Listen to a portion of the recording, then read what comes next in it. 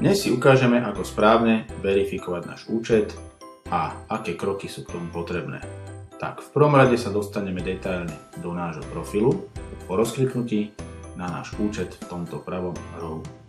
Ako sami vidíte, vidíme tu základné informácie, čiže naše registračné číslo, to, že sme aktívni a akom stave sa nachádza náš účet, či overený alebo neoverený.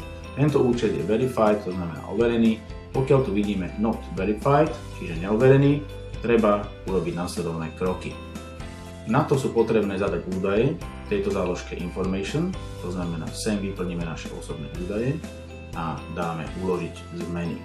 Teraz tá dôležitejšia časť, ideme do sekcie dokumenty, kde takisto vyplníme dôležité údaje, dáme uložiť a sem job files z plochy prehodíme dokumenty, ktoré by mali byť nie staršie ako 3 mesiace, to znamená doklad o zaplatení elektriky, SIPA alebo niekde, kde vidno náš podpis a k tomu pridáme samozrejme náš občiansky preukaz, prípadne nejaký pas cestovný alebo vodičský preukaz.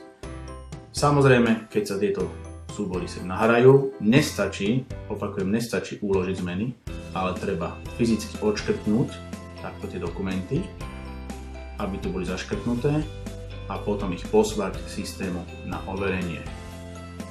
Admin nám do pár dní pošle mail, kde nás buď overí, alebo si vyžiada nejaké dodatočné dokumenty, verifikáciu.